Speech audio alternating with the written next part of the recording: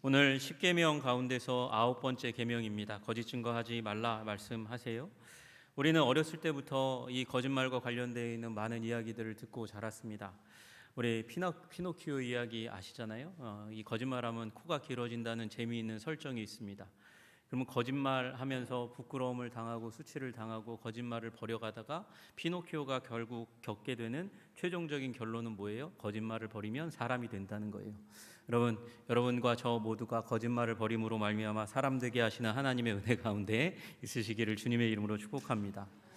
반대되는 이야기도 있잖아요. 양치기 소년 이야기 있습니다. 무료함을 달래기 위해서 심심하니까 그래서 거짓말을 했어요. 늑대가 온다 소리를 질렀어요. 그랬더니 결국 결정적인 위험 가운데서 공경에 빠져서 그래서 큰 손해를 보는 일이 일어나는 이야기. 그래서 거짓말을 자주 하면 신뢰관계 파괴시키고 결국은 자기도 위험 가운데 빠진다, 이 얘기를 우리들에게 가르쳐 줍니다. 여러분, 굉장히 많은 그냥 어렸을 때 보았던 그 동화들뿐만 아니라 지금 이 시대 가운데도 많은 컨텐츠들이, 영화가, 드라마가 이런 소재로 만들어집니다. 거짓말을 소재로 해서 만들어집니다. 여러분, 혹시 화차라는 영화를 아시는지 모르겠어요. 왜 화차라고 지었는지 저는 잘 모르겠지만 여러분, 그 얘기의 내용은 그거예요. 아버지 어머니가 빚더미에 앉아 있는 한 이제 젊은 여자가 신분을 세탁하는 거예요. 다른 사람의 신분을 가져다가 그 사람인 척, 그 사람은 세상 가운데서 없애고 자기가 그 신분과 지위를 가지고 주민등록번호 도용해 가지고 다른 사람과 결혼하기까지 하는 그 상황 가운데로 갔다가, 그리고 자기의 신분이 발각될 위험에 노출되니까 아예 모든 걸 다 가지고 도망가는 일이 그 영화의 소재입니다. 근데 제가 왜 이 영화의 소재를 얘기하냐면, 제가 비슷한 일을 주위에서 만난 사람을 경험했거든요. 갑자기 아내가 사라졌어요. 장인어른과 장모님도 같이 사라졌어요. 그러면서 그가 결혼하면서 졌던 모든 재산도 같이 사라지는 일들을 보았습니다. 인생이 거짓말이었어요. 그리고 그 일을 당한 그 젊은 신랑은 심각한 우울증과 고통 가운데서 한동안 헤어나지 못했다 하는 얘기를 들었습니다. 여러분, 거짓말은 그렇게 사소하게 시작하지만 한 사람과 가정을 완전히 도륙내고 파탄시키는 일들이 일어납니다. 한 어머니가 아이에게 거짓말을 조금 하기 시작하니까 이 아이에게 거짓말이 뭔지 물었습니다. 야, 거짓말이 뭔지 아니? 그랬더니 아들이 얘기해요. 첫 번째 옳은 말, 정답을 얘기했어요. 하나님이 싫어하는 거예요. 그렇지만 필요할 때 너무 도움이 되는 거예요. 그렇게 얘기하는 거예요. 아이도 아는 거죠. 이 위기를 벗어나기 위해서 필요한 것이 거짓말이라는 사실을 우리는 알고 있습니다. 그러나 그 거짓말이 쌓이면 결국은 우리를 더 큰 위험 가운데로 데려간다는 사실을 알아야 하는 것이죠. 그리고 거짓말을 너무도 열심히 잘하면요, 그 거짓말하는 사람도 그 거짓말이 진실로 믿어진다는 심리학적인 용어들까지도 생겼습니다. 여러분, 한 OTT에서 안나라는 드라마가 이제 나왔어요. 제가 그 배우가 이쁜 배우니까 한번 보려고, 배수지 이쁜 배우가 나온다고 보려고 처음에 딱 틀었다가 더 이상 못 보겠더라고요. 그 사람이 거짓말하는 건데 제가 왜 그 장면을 보기를 너무 싫어하는지 모르겠어요. 결국 그래서 스탑을 누르고 다시 보지 못했습니다. 근데 거기에 이제 이 드라마에 이제 홍보 이제 장면이 나오잖아요. 거기에 글자가 하나 딱 나오는데 믿는 순간 거짓도 진실이 된다, 그렇게 쓰여져 있어요. 명대사가 있어요. 명대사 뭐라고 쓰여져 있냐면, 우리가 얼마나 밥 먹듯이 거짓말하나 그걸 나타내는 말이에요. 사람은 혼자 보는 일기장에도 거짓말을 쓴다, 그렇게 쓰여져 있어요. 여러분, 어떤 조사에는 우리 인간이 10분 동안 하는 거짓말이 2개, 많으면 12개까지 된다는 거예요. 여러분, 우리는 거짓말 공장이라고 얘기해도 과언이 아니라는 것입니다.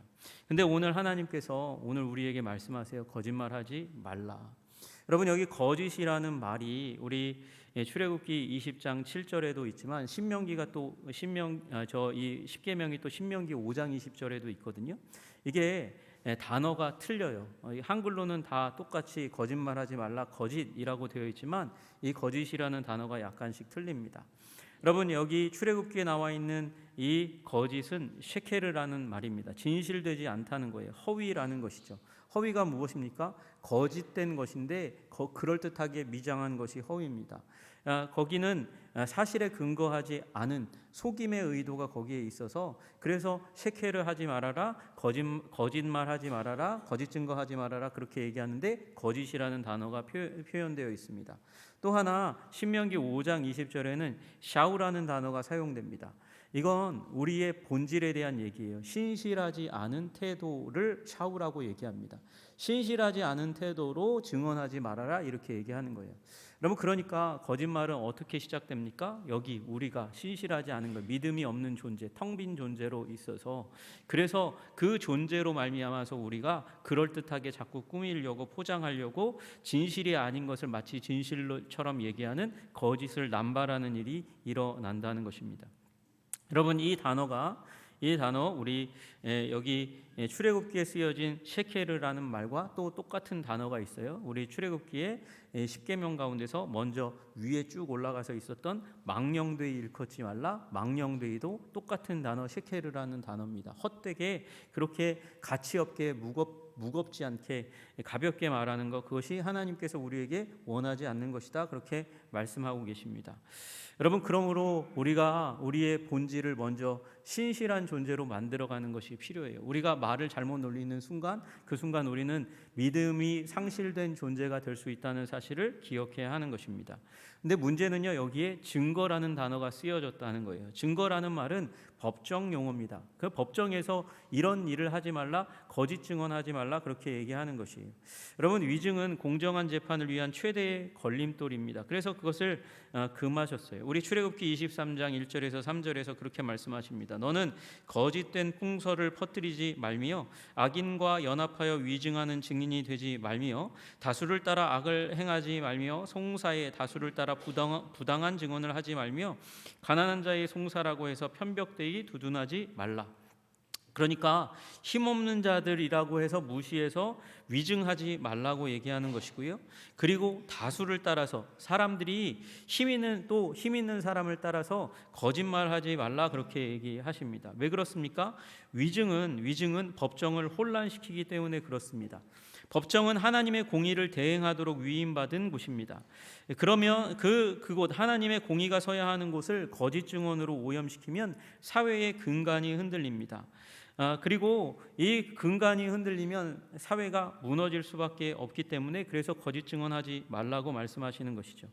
그리고 이때는 진실을 말하지 않는 것도 거짓 증언이 될 수 있습니다. 그래서 진실을 말하지 않는 것 또는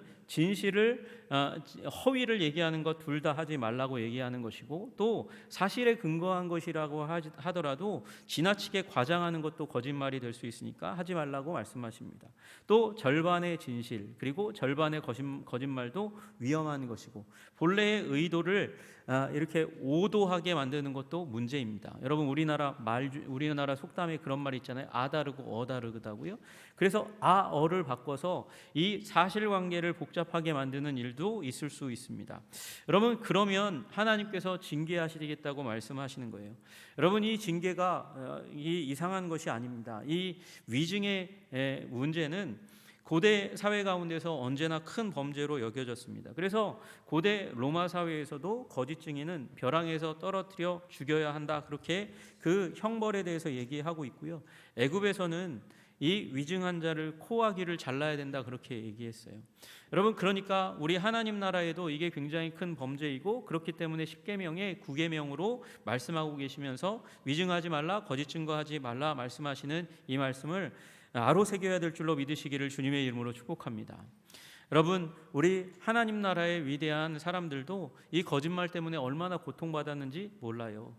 여러분 보디발 가정에 충성된 종이었던 한 사람, 이 가정의 최고의 종이었습니다. 가장 지혜롭고 능력 있는 종이었는데 이 주인의 아내가 파렴치한 강간미수범으로 위증해서 몰아가지고 그래서 무죄한 가운데 옥고를 오랫동안 치르게 만드는 일이 있지 않았습니까? 여러분 그리고 또한 나봇의 포도원 얘기도 거짓말에 관련되어 있는 얘기입니다. 나봇이라는 포도원을 가지고 있는 이 한 사람이 아합의 왕궁 가운데 있는 이스라엘 평야 가운데 있었거든요.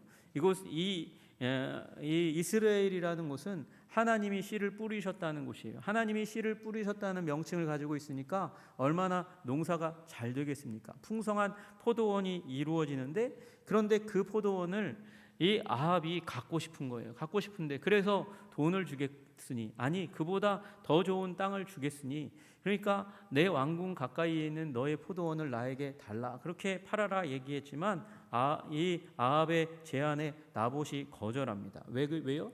그렇게 거절하면 더 큰 돈을 벌 수 있어서 그래서 거절한 걸까요? 아니에요. 왜냐하면 나봇은 이것은 대대로 조상에서 조상으로 이 후손으로 물려받은 땅입니다. 이건 이 여호수아 때에 하나님께서 우리 지파에게, 족속에게, 우리 가족에게 그렇게 주신 땅입니다. 그리고 하나님께서는 지계표를 옮길 수 없다고 말씀하셨어요. 지계표를 옮기는 건 저주받을 일이라고 말씀하셨기 때문에 나는 하나님께서 주신 복을 지키고 하나님이 주신 말씀을 지키기 위해서 이것을 팔 수 없습니다. 그렇게 얘기했단 말이에요. 그럼 포기해야 되는데요, 탐심이 마음 가운데 있으니까, 그러니까 그 땅을 자기 것으로 삼고 싶으니까 방책을 이세벨이 냅니다. 이방 여인이 냅니다. 그게 뭐냐? 거짓말입니다. 하나님과 왕을 이 나봇이라는 사람이 저주했다는 죄목으로 나봇을 돌로 쳐 죽이고, 그리고 이 반역죄, 그리고 신성모독으로 죽은 자의 재산은 왕의 것으로 몰수할 수 있으니까 그렇게 해서 나봇의 포도원을 아합 왕이 자기 것으로 삼았어요. 여러분, 그럼 그것으로 끝난 것처럼 여겨지지만 그러나 그것으로 끝나지 않습니다. 하나님은 이 일로 말미암아서 아합과 이세벨을 처참하게 징계하십니다. 여러분, 그러므로 거짓말, 우리의 삶 가운데, 그리고 거짓말로 말미암아 이득을 취하는 그 자리 가운데 들어가지 않도록 우리는 우리 자신을 경계해야 되는 줄로 믿으시기를 주님의 이름으로 축복합니다. 여러분, 예수님도 마찬가지였어요. 대제사장이 많은 증인을 세웠고 그 증인들은 대부분 맞지 않는 위증으로 예수님을 죽음으로 몰아가려고 애쓰고 힘썼습니다. 스데반에게 대해서도 마찬가지였습니다. 이 사람이 모세와 하나님을 모독하는 말을 하는 것을 우리가 들었다. 거룩한 곳 성전과 율법을 거슬러 말했고 나사렛 예수가 이곳을 헐고 또 모세가 우리에게 전해준 규례를 고치겠다 함을 들었노라 하면서 스데반에 대해서 굉장히 악평하고 근거 없는 위증을 하면서 스데반을 죽음 가운데 몰아갔습니다. 여러분, 그처럼 거짓 증언은 사람을 죽일 수 있는 권능이 있습니다. 모욕할 뿐만 아니라, 사람을 모욕할 뿐만 아니라 죽음으로 몰아갈 수 있는 이 거짓말을 하나님께서는 법정에서 금하라 그렇게 말씀하시는 거예요. 여러분, 여러분이 법정에 있을 때 거짓 증언하지 않도록 여러분의 양심을 든든하게 하시기를 주님의 이름으로 축복합니다. 마음 가운데 하나님이 주시는 신실함이 없으면 우리는 거짓말할 수밖에 없는 존재이기 때문에 그렇습니다. 그러면 목사님, 이거는 법정에서만 해당되는 거니까 이 말씀은 우리에게서 너무 멀리 있네요. 우리는 법정에 갈 일이 별로 없잖아요. 여러분, 그렇게 여기실지 모르지만 우리에게는 또 다른 법정이 있습니다. 그 법정은 바로 우리 일상 대화의 법정이고 우리 여론의 법정이라는 곳에 우리가 처해 있다는 사실을 기억해야 할 것입니다. 여러분, 그래서 우리의 대화의 자리 가운데 우리의 입술을 잘 지켜야 하는 것이에요. 그리고 우리가 여론 형성하는 데는 멀리 있다고 얘기할지 모르지만 우리의 말 한마디가 여론을 형성할 수 있다는 사실을 기억해야 합니다. 그래서 거짓말을 경계해야 하는 것이죠. 그런데 문제는 이 거짓말과 거짓 증언을 구분해야 되는데, 목사님, 어디까지가 용납되고 어디까지가 금지되는 것인지 잘 모르겠어요. 그런 의문을 당연히 가지셔야 돼요. 여러분, 어떤 때는 진실을 말하기보다 진실을 그냥 덮어두는 게 더 나을 때가 있다는 걸 우리는 일상을 살면서 배워가지 않습니까? 나쁜 소식을 받아들이지 못하는 사람, 그래서 그 나쁜 소식을 말하면 몸과 마음이 연약해서 졸도하고 쓰러질 만한 사람들에게 진실을 말하지 않는 게 더 낫다고 판단하고 그리고 그것을 뒤로 미루는 사람들이 있습니다. 또 그렇잖아요. 전쟁하는데 잡혔어요. 제가 만약에 전쟁하는 가운데 잡혔어요. 기밀을 갖고 있는데 진실을 말하라고 한다고 그걸 말하면 어떻게 됩니까? 우리나라가 위기 가운데 빠지잖아요. 여러분, 여호수아서 2장에 나오는 얘기가 그런 얘기입니다. 라합이 지금 이 이스라엘의 스파이를 정탐꾼을 숨겨주었어요. 정직하게 말한다고 거짓말을 말하지 않는다고 진실을 말하면 스파이들 다 잡히는 거죠. 정탐꾼이 다 잡히는 거예요. 그리고 그도 마찬가지로 구원받을 수 있는 여망이 사라지게 됩니다. 어떤 때는 하나님 나라의 유익을 위해서 진실을 말하지 말아야 되는 것 아닌가라고 생각될 때도 있습니다.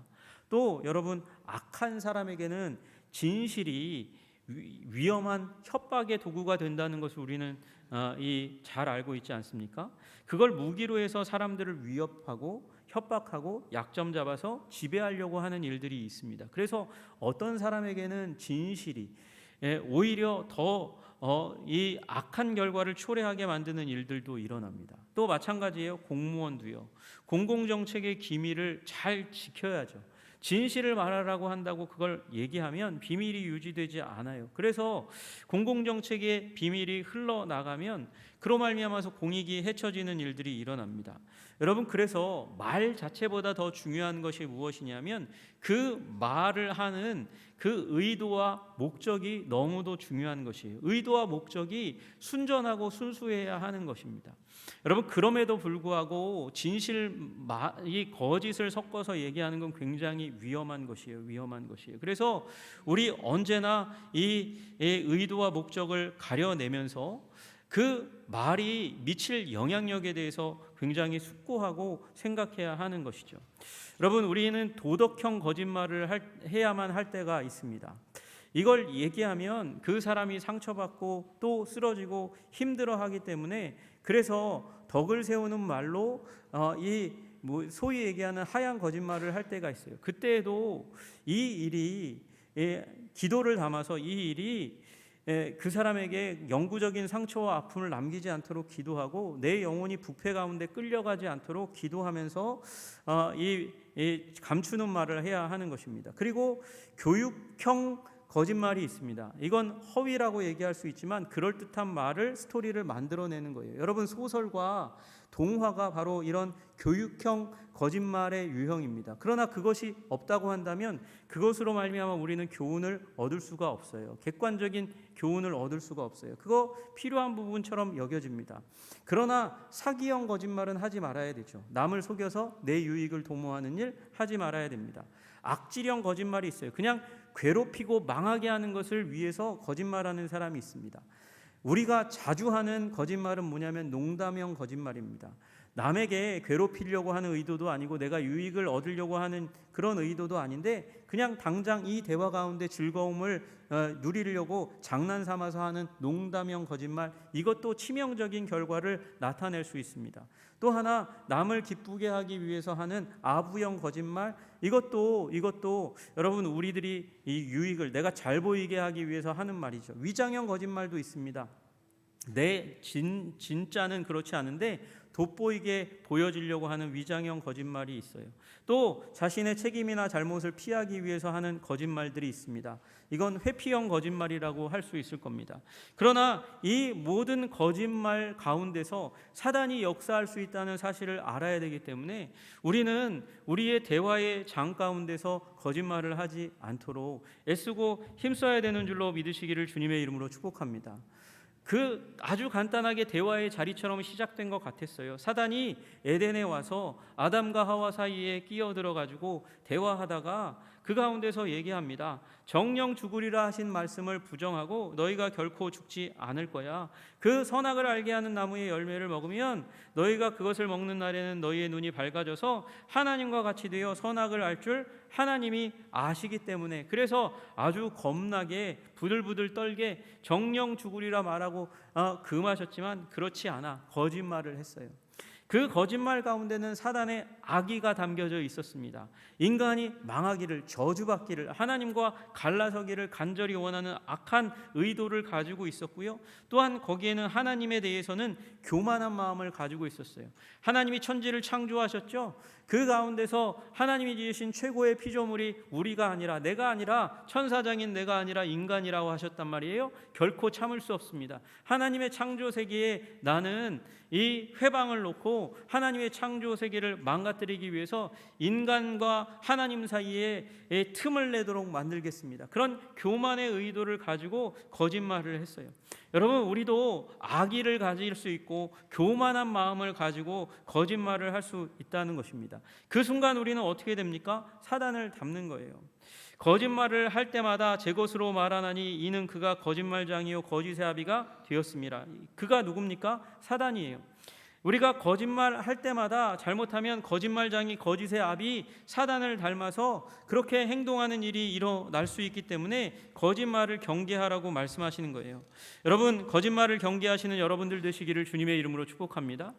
거짓말함으로 말미암아 일어나는 결과가 무엇입니까? 사이가 나는 거예요. 그래서 악의를 가지고 교만하게 행동하여 결국은 관계를 깨뜨리는 것이 거짓말의 본질입니다. 여러분, 우리 계시록 12장 9절에 말씀하세요. 큰 용이 내쫓기니 옛뱀 곧 마귀라고도 하는 사탄이다, 이렇게 말씀하시는데 그 가운데 마귀라는 단어가 디아블로스라는 단어입니다. 디아블로스라는 말의 의미가 무엇입니까? 분열시키는 자라는 거예요. 하나님과 아담과 하와를 분열시켰고 아담과 하와 사이도 분열시키는 것, 그것이 사단이 한 일, 분열시키는 자가 한 일, 거짓말이라는 것이죠. 여러분, 우리가 그래서 우리의 삶 가운데 이런 일을 경험하는 거예요. 현실의 법정에서, 여론의 법정 가운데서 누군가가 교묘하게 만든 말, 완전히 다 거짓말은 아니에요. 반쯤 거짓말인 것, 반쯤은 진실인 것, 그것을 가지고 나서 이 사적인 증언대에서, 여론의 증언대에서 그를 평가하고 비난하고 그리고 거짓말을 섞어서 말함으로 말미암아 사람들이 그 사람을 평가하고 그 사건을 평가할 때 악하게 평가하게 만드는 일이 일어납니다. 그런데 그것만으로 끝나는 게 아니라 그것으로 인해서 사람이 죽어가는 일들이 일어나잖아요.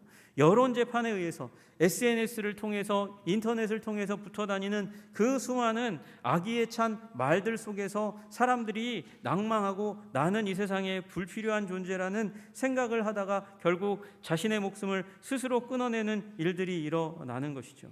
여러분, 그래서 거짓말은 함부로 하면 안 되는 것입니다. 우리가 거짓말을 간단하게 했는데 거기에 중상에 더하고 악선전이 더하게 되고 그리고 사람을 압박하고 그 심령이 죽게 만드는 일이 일어나는 거예요. 여러분, 그래서 거짓말을 경계하시는 여러분들 되시기를 주님의 이름으로 축복합니다. 거짓말을 하지 말아야 되는 이유가 있어요. 그건 우리 이미 간단하게 말씀드렸지만 사단을 닮지 않기 위해서입니다. 사단은 거짓의 아비입니다. 그러나 하나님은 거짓이 없으신 분이고 또 우리들을 하나님 닮은 존재로 하나님의 형상, 하나님의 모양대로 지었습니다. 그래서 우리 안에는 하나님의 모습이 있어요. 정직하고 거짓이 없는 모습이 당연히 있어야 되고 이걸 우리는 도덕적 표준이라고 얘기합니다. 여러분, 하나님을 닮기를 원하시는 분, 도덕적인 분, 윤리적인 분 되시기를 주님의 이름으로 축복합니다. 그곳에는 거짓이 없어야 됩니다. 그것이 하나님의 형상입니다. 그러나 사단은요, 우리의 마음 가운데 거짓의 씨앗을 집어넣고 그리고 나를 닮으라고, 거짓의 아비인 사단을 닮으라고 그렇게 우리의 삶 가운데 교묘히 들어와서 충동질하는 일이 일어납니다. 여러분, 그래서 거짓말함으로 말미암아 망령된 증인이 되게 하고 형제 사이를 이간하는 자들이 되는 거예요. 여러분, 우리 잠언 6장에 말씀하세요. 6장 16절부터 19절까지 말씀하십니다.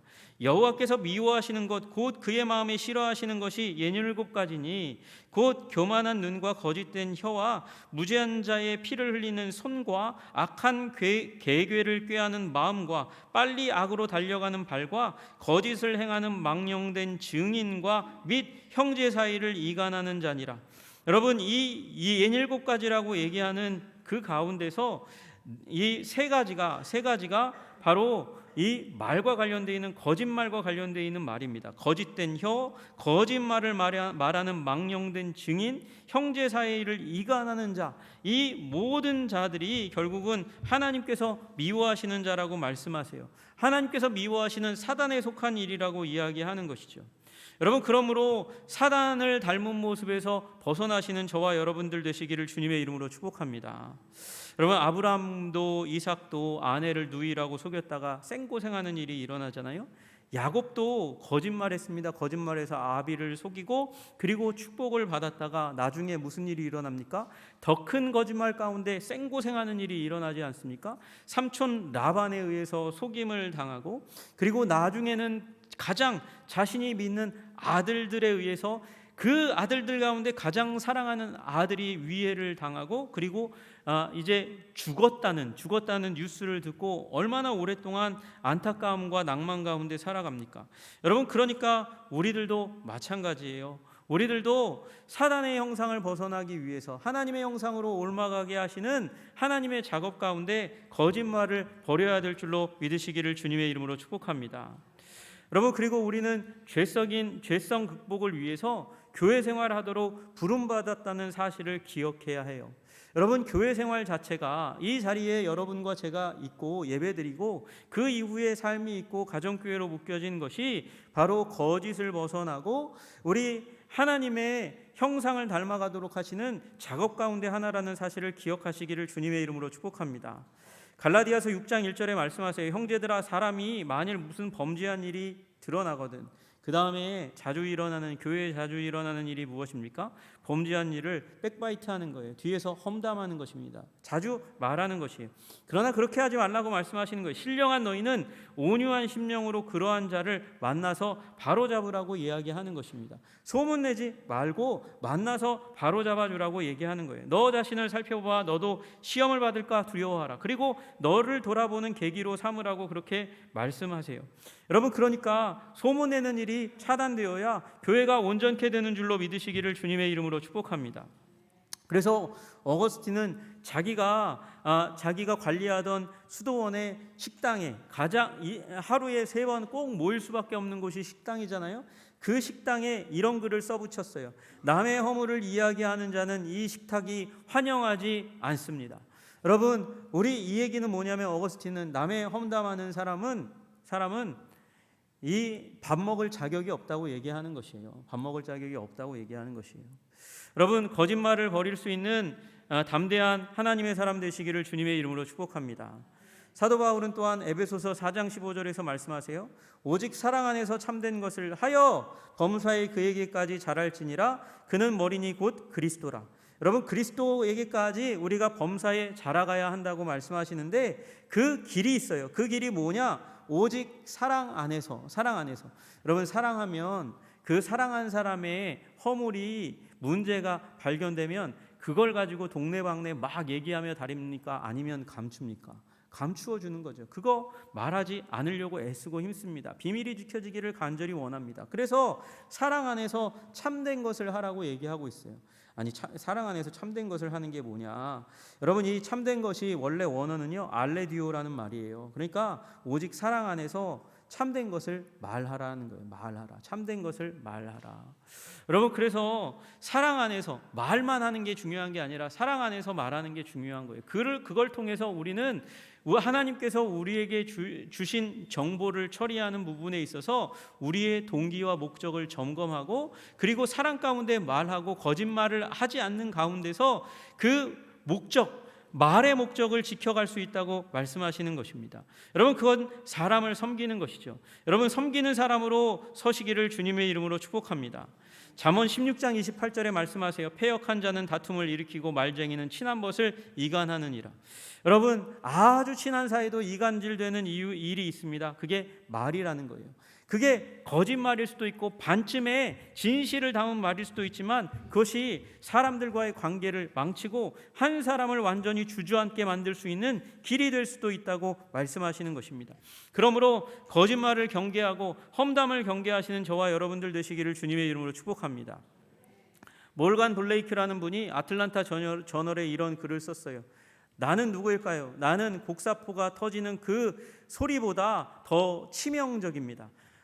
그 곡사포가 옆에서 터지면 팡 하고 터지니까 귀청이 날아갈 것 같은데 그것보다 더 치명적이라는 거예요. 나는 죽이지는 않습니다. 달려갑니다. 흘러갑니다. 그러면서 가정을 부수고 마음을 아프게 하고 삶을 망가뜨립니다. 나는 바람 날개를 타고 여행합니다. 아주 유유히 흘러다니는다는 것이죠. 나를 위협할 만큼 강한 결백함도 없고 나를 겁먹게 할 만큼 완전한 순수도 없습니다. 저 사람 정도면 결백하고 저 사람 정도면 순수하고 문제가 없겠지 하는 사람도 나는 해할 수 있고 그리고 망가뜨릴 수 있다고 얘기하는 거예요. 나는 진실을 고려하지 않고 정의를 존중하지도 않으며 무력한 것에 자비도 전혀 없습니다. 내 희생자들은 바다의 모래처럼 깨끗할지라도 바다의 모래처럼 아주 많습니다. 나는 결코 잊지 않고 가끔씩만 용서합니다. 나의 이름은 무엇일까요? 나의 이름은 가십이라고 얘기하는 거예요. 뒷담화라고 얘기하는 거죠. 쉽게 얘기하면 사람을, 여러분, 우리들은 대화하면서 그 사람을 얘기하고 평가하면서 그 사람을 낮추고 나를 높이기 위해서, 그러면서 거짓말을 섞기도 하고 그리고 침묵을 하는 일들이 일어나기도 합니다. 그 일들을 통해서 하나님의 교회는 무너져 간다고 말씀하시는 거예요. 여러분, 그러므로 거짓으로부터 그리고 험담으로부터 물러나시기를 주님의 이름으로 축복합니다. 여러분, 이 일이 일어나면 교회가 무너질 뿐만 아니라 여러분의 삶이, 저의 삶이 복된 삶으로 나아갈 수 없다고 말씀하세요. 여러분, 그래서 복받기 위해서라도 우리는 거짓을 버려야 합니다. 말씀하세요. 시편 84편 11절에 말씀하십니다. 여호와 하나님은 해요 방패시라. 여호와께서 은혜와 영화를 주시며 정직하게 행하는 자에게 좋은 것을 아끼지 아니하실 것임이니라. 누구에게요? 정직한 자에게요. 무엇을요? 좋은 것을 아끼지 않는다고 말씀하세요. 시편 112편 2절과 3절에도 말씀하십니다. 정직한 자들의 후손에게 복이 있으리로다. 부와 재물이 그의 집에 있으며 그의 공의가 영구히 서 있으리로다. 여러분, 그러므로 정직하시기를 주님의 이름으로 축복합니다. 여러분의 집에 재물이 부가 있을 것이고 여러분의 후손에게까지 그것이 영향을 미치게 될 것이기 때문에 그렇습니다. 또 거짓말하는 자는 하나님 나라에 들어갈 수 없기 때문에 그래서 하나님은 거짓말을 금하십니다. 계시록 21장 27절에 말씀하십니다. 무엇이든지 속된 것이나 가증한 일 또는 거짓말하는 자는 결코 그리로 들어가지 못하되 오직 어린 양의 생명책에 기록된 자들만 들어가리라.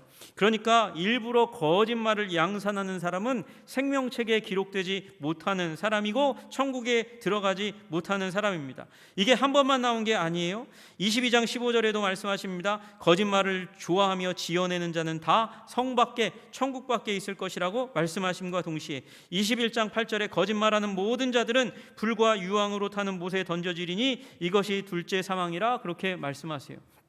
여러분, 그러므로 우리 재판장에서도 마찬가지고 대화의 법정에서도 마찬가지고 SNS를 비롯한 여론 형성의 장 가운데서 잘못된 왜곡된 의도를 가지고 거짓을 말하는 자들이 되지 않으심으로 말미암아 하나님이 주시는 이 땅에서의 복, 내생에서의 복, 교회를 세우는 복을 받아 누리시는, 그리고 사단의 형상을 벗어나 그리스도의 형상으로 변화되어 가는 그 자리에 서시는 저와 여러분 되시기를 주님의 이름으로 축복합니다. 기도하겠습니다. 하나님 아버지, 감사합니다. 우리 9번째 계명 가운데 우리를 가르치신 우리 주님 감사합니다. 우리가 얼마나 하나님 우리를 돋보이게 하기 위해서, 사람을 깎아내리게 하기 위해서 하나님 거짓말의 삶 가운데 살아가는지 모르겠습니다. 하나님 아버지, 위기를 벗어나기 위해서라도 하는 그 거짓말을 하나님 우리가 버릴 수 있도록 주님 도와주시고 인도하여 주시옵소서. 우리의 영을 다시금 정직하게 새롭게 하여 주시기를 간절히 소원합니다. 주님 붙들어 주시옵소서. 말미암아 그리스도의 아름다운 백성으로, 제자로, 자녀로 합당하게 살아가게 하시기를 간절히 소원하며 예수님 이름 받들어 기도드리옵나이다. 아멘.